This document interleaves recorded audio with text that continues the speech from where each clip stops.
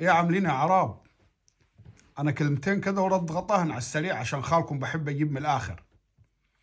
انا دلوقتي سمعت خبر انه حسام حسن هيمسك المنتخب، ماشي، راجل وطني وتمام، وهيكون عنده غيرة على بلده. ولقيت برضه بيقول حسام حسن هياخد 1,000,000 جنيه مرتب. لقيت تعليقات برضه من ناس: 1,000,000 جنيه، 1,000,000 جنيه، 1,000,000 جنيه. طب تعالوا نحسبها بالعقل كده، عشان احنا برضو بنحب الغريب شوية. مشكلتنا في كل المحافظات تلقانا برضو نميل للغريب شوية. لو حسبنا مرتب حسام حسن 1,000,000 جنيه في الشهر ده، لو ما أخذ اقتصاد اللي كان ياخده فوتوريا قاعد 20 شهر مع منتخب مصر، خلانا ملطش اللي رايح واللي جاي، نتغلب من الرأس الأخضر والرأس الأصفر والرأس اللبني والبني مقلم ومخلع، رايح جاي بقينا ناخذ. ما عملش ولا حاجة ولا دخل جنيه واحد لاتحاد الكرة. تمام. كان ياخذ كام عم فوتوريا؟ عم فوتوريا في 20 شهر كان ياخذ 200,000 يورو في الشهر. طب والله 200,000 يورو ما تتبدل لتركب الصرف الصحي في بلدنا، اللي احنا الصرف الصحي، يعني الصرف الصحي في بلدنا عايز 5,000,000 جنيه بس ويكمل. وها قاعد بقاله 20 سنة ما حد السائل. طيب 200,000 يورو لو ضربنا اليورو في 70، 200,000 يورو دي لو ضربناها في 70 شوف هتجيب كدير.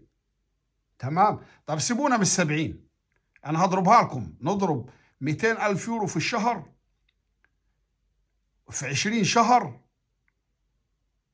في 70، يعني هنضرب 200,000 يورو في 20 شهر في 70 جنيه اليورو. كان ساعتها يبقى عمك فوتوريا لاهف بالضبط، لاهف 240 مليون جنيه مصري هو لوحده. ده غير الأكل والشرب والمواصلات والعربيات والبرجر والمحمر والمشمر ولبسه وميته المعدنية، يعني قفل له 250,000,000 جنيه مصري، ودخل فينا حوالي 25 هدف وما فزناش أي ماتشات. طيب لما يجي حسام حسن راجل مدرب وطني يقول لك أنا هاخد 1,000,000 جنيه، ال1,000,000 جنيه ده بالنسبة اللي كان ياخده فوتوريا كان يشرب بيهم مية فوارة يا جدعان.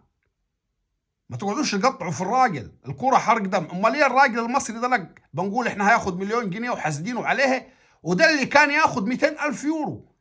طب والله ال 200,000 يورو عليه النعمة بنعمة ربنا، تطلق حريم البلد كلها اللي في قريتنا ويتجوز رجالتها تاني ويطلقوا تاني ويتجوزوا 10 حريم كل راجل، وال 200,000 يورو ما تخلاش. فبصوا لها من الناحية دي.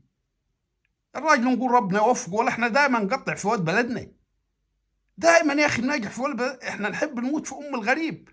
الراجل ماخذ 250,000,000 فوتوريا ده. لما يجي الراجل ديت يعني هياخد له، يعني لو قعد 20 شهر حسام حسن هياخد 20 مليون الراجل. اي لاعب لو ما اخذ ناشئ بينتقل لنادي زي الاهلي ولا الزمالك بياخدها. والناس اللي زي حسام حسن والكباتن الكبيره دي مصاريفنا مش زي مصاريفهم احنا. الواحد بيجيب له علبه جبنه بيضه ولا نص كيلو جبنه، الراجل ده بياكلوا جبن، يعني عيشتهم برضه. والمليون جنيه زي ما انت بتاخد 10,000 5,000 هو زي كده برضه. ناس خلاص تعودوا، دول معاهم مسؤوليات ومعاهم ايه المليون جنيه بالنسبه لحسام حسن. فوتوريا بقول لك كان خد 250,000,000، يعني كان ركبت صرف صحي ل 30 40 قريه عندنا في الصعيد.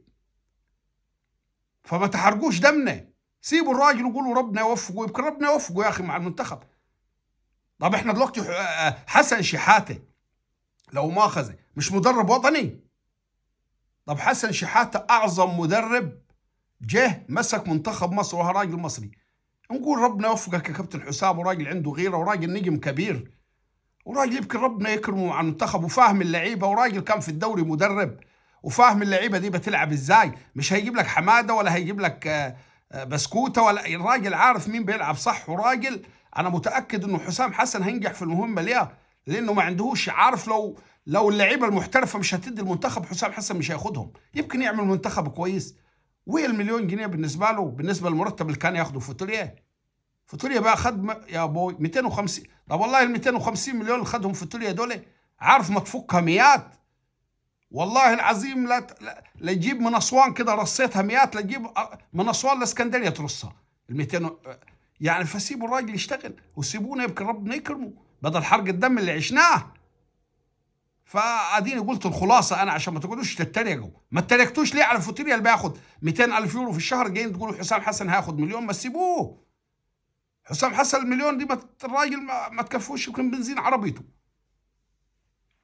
فسيبوا السايره في السايره، ما تقولوش تتريقوا على كل حاجه. سيبونا يمكن الراجل ينجح في المهمه بتاعته بدل الفقري ده اللي خد القرشين بيقول لك عباله 8 شنط ومشى. ما تحرقوش دمنا ودم ابونا، احنا البرد مسك في ركبنا والله وخلايقنا ضايقه. وديني قلت وخلاص.